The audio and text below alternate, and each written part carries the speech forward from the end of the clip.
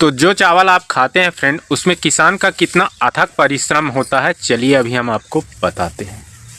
तो सबसे पहले किसान धान लाता है, धान का बीज लाता है फ्रेंड दुकान से, जो बीज भंडार होते हैं वहाँ से लेके आता है और उसमें उसको पैसा इन्वेस्ट करना पड़ता है।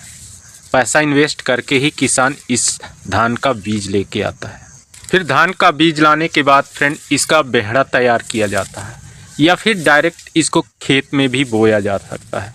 कभी कभी इसका बेहड़ा बना के रोपाई करवाता है या फिर डायरेक्ट खेती करने के लिए इसको खेत में ही बो देता है। फिर होता है धान का अंकुरण, और कभी कभी सही बीज ना मिलने के कारण धान का अंकुरण भी सही प्रकार से नहीं हो पाता है और कभी कभी बहुत अच्छे से धान का अंकुरण हो जाता है। फिर उसका बियासी करवाया जाता है। अगर आप डायरेक्ट खेत में बोए हो तो बियासी करवाना पड़ता है, लेकिन अगर आप रोपा के लिए इसका तैयारी किए हो तो वहाँ रोपा लगवाना पड़ता है, तो वहाँ भी किसान को पैसा इन्वेस्ट करना पड़ता है। किसान को पूरा खेती करते हुए फ्रेंड कई बार उसमें खाद का भी प्रयोग करना होता है। लगभग 2 से 3 बार खाद उसमें डालना होता है और पहले तैयारी में गोबर खाद भी डाला जाता है। तो दोनों प्रकार के खादों का प्रयोग किसान अपने खेतों में करता है। धान धीरे धीरे बढ़ने लगता है और उसमें पानी का विशेष महत्व होता है। पानी ना तो ज़्यादा ही रखना है ना तो कम होना चाहिए, एक मीडियम तौर से उसमें पानी रखा जाता है ताकि फसल को भी नुकसान ना पहुँचे। इस तरह से किसान डेली अपने खेत में जाता है, सुबह शाम खेत को देखने जाता है कि कैसा है हमारा धान, कैसा पैदावारी होगा, उसमें पानी कितना है, पानी ज़्यादा तो नहीं है। हर तरह से किसान को अपने खेत में देखना पड़ता है और उसका पूरा तरह से ख्याल रखना पड़ता है।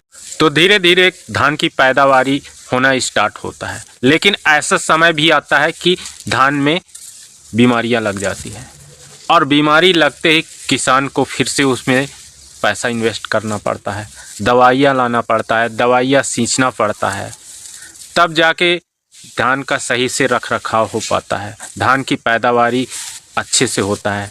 अगर बीमारी लग गया तो उसमें धान की जो पैदावारी है उसमें कमी हो जाती है।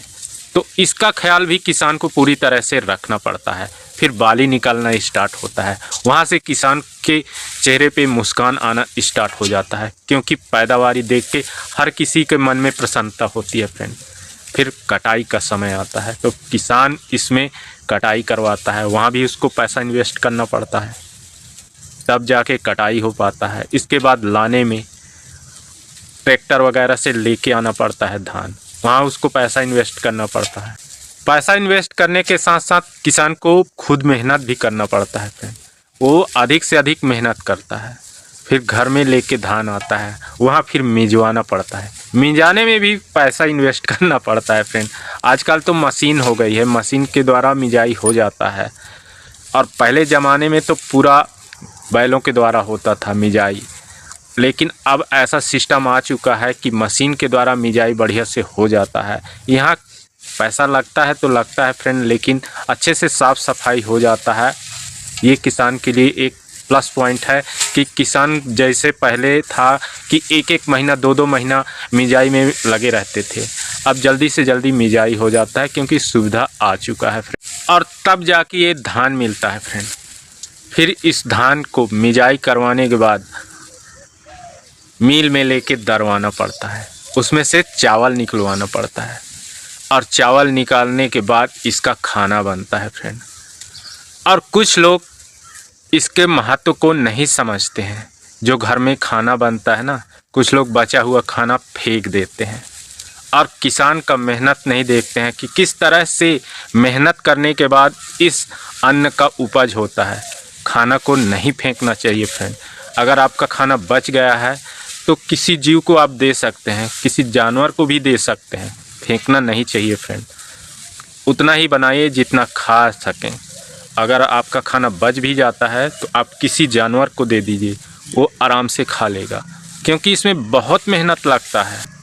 तो तो फ्रेंड, अगर हमारा वीडियो आपको अच्छा लगे तो वीडियो को जरूर लाइक करें। हाँ फ्रेंड, हम एक मोटिवेशन वीडियो अभी आपके सामने प्रस्तुत किए हैं। हमारा वीडियो अगर आपको अच्छा लगे, वीडियो को एक लाइक, चैनल को सब्सक्राइब और पेज को फॉलो जरूर करिए।